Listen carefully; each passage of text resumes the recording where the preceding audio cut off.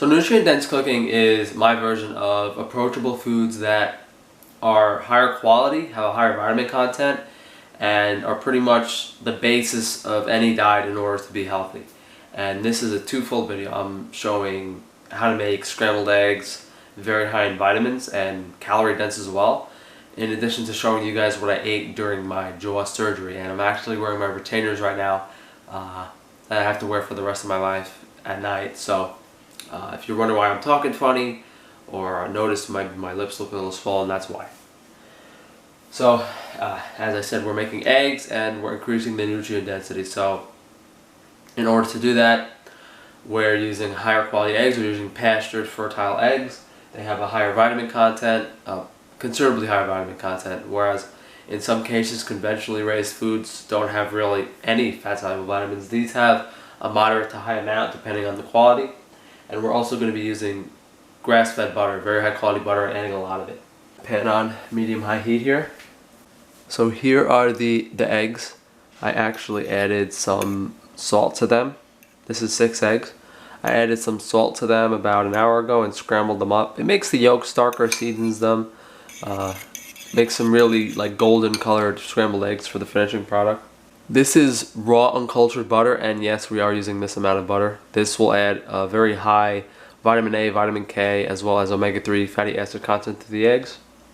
And of course, a very high calorie amount to the eggs. What I'm also going to do is I'm going to add 6 more yolks to these eggs.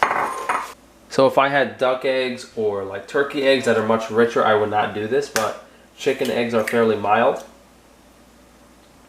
And I would like to use some egg whites for a salt crusted fish tomorrow, so I need the egg whites separate anyway. Normally you don't want to get any yolk at all in the egg whites because if you're going to whip them up for something, they don't whip up nearly as well. The volume is impeded by like 70% if there's any egg yolk.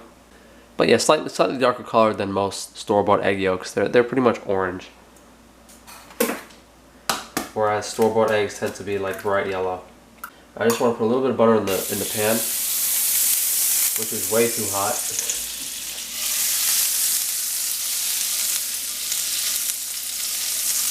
And we brown the butter a little bit, add a little bit of extra caramelized flavor.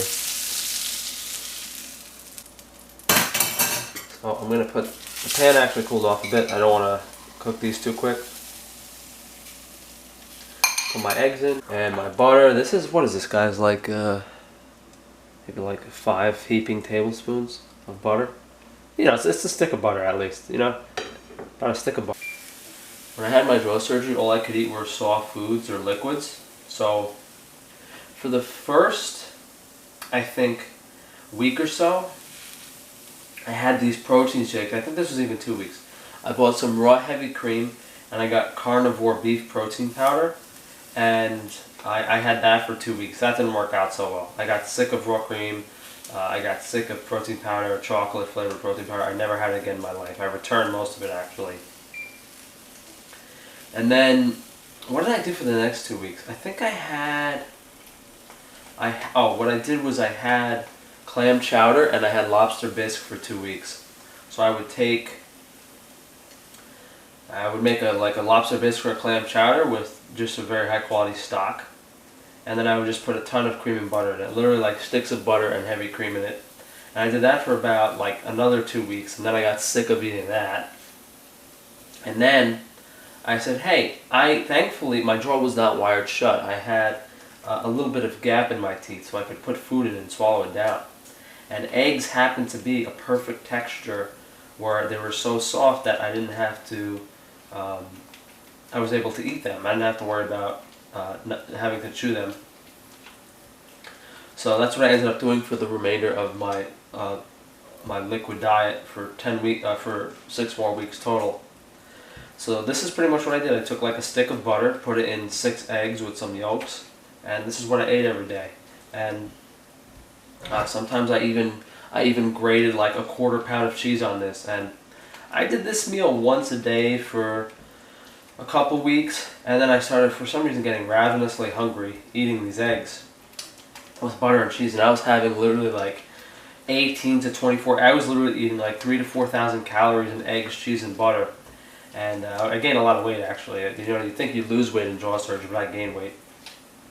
And I was also having it with, I made some organic ketchup to kind of liven it up a bit because I was getting really bored of it. But, something about eggs just wasn't satiating, but definitely a great meal choice for, a period of time that you had to be on a liquid diet. So here are the eggs, guys.